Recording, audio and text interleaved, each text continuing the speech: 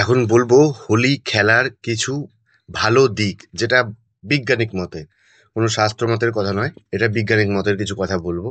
হোলি খেলা কেন দরকার বা কেন খেলা হয়, আর তার আগের দিনকেই হোলিকা দহন বা ন্যাড়াপুরা, যেটাকে প্রচলিত ভাষায় ন্যাড়াপুরা আমাদের বাঙালিতে বলে, এগুলো কেন করা উচিত বা কেন করা হয় সেটার কিছু কারণ বলবো। প্রথমে আসি প্রথম দিনকে যে ন্যাড়াপুরা হয় বা হোলিকা দহন।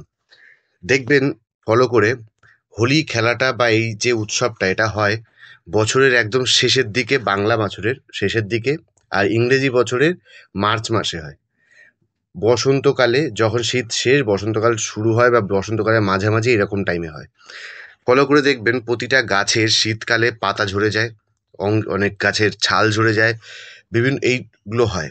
আশপাশে পুরো জঙ্গলে ভরে যায়। এখন তো শহর এলাকাতে দেখা যায় না খুব একটা বেশি, কিন্তু আগে গ্রামগঞ্জে এটা হতো, বা এখনের গ্রামগঞ্জে গেলে দেখতে পাবেন সমস্ত গাছ পুরো ন্যাড়া হয়ে যায়।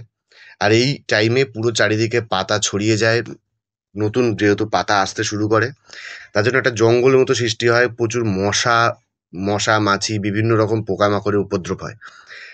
এতে কি হয়, এই যে ন্যাড়াপোড়াটা হয়, এই সমস্ত পাতাগুলো এক জায়গায় করে তাকে জ্বালিয়ে ফেলা হয়। তাতে কি হয়, এই মশা মাছি, এই পোকামাকড়ের উপদ্রবটা একটু কমে। আর এই টাইমে, যেহেতু এই টাইমে ওয়েদারটাও চেঞ্জ হয়, ওয়েদার শীতের থেকে গরমের দিকে প্রবেশ করতে থাকে, তার জন্য অনেক রকমের জীবাণু, কীটপতঙ্গ, মানে জার্মস চলে আসে আমাদের ইয়েতে, বায়ুমণ্ডলে।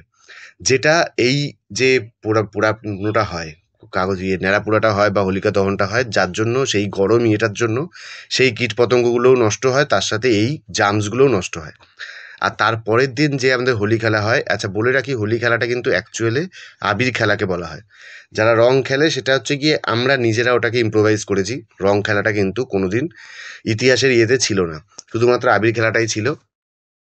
আবিরটা তৈরি হয় কিন্তু পাথরের গুঁড়ো থেকে।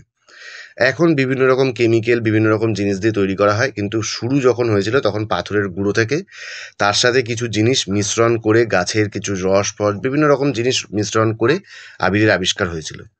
সেটা যখন আমরা নিজেদের গায়ে লাগাই বা চামড়ায় যায়, কি হয়, আমাদের এই শীতের পরে চামড়া যখনই গরমের দিকে আবার প্রবেশ করে, দেখবেন হাম, তারপরে এই যেটাকে বলে পক্স, এই ধরনের বিভিন্ন রকম জিনিস বা ঘামাচি, গরম গোটা, বিভিন্ন রকম চামড়ার বিভিন্ন রকম রোগ সৃষ্টি হয় এই টাইমে।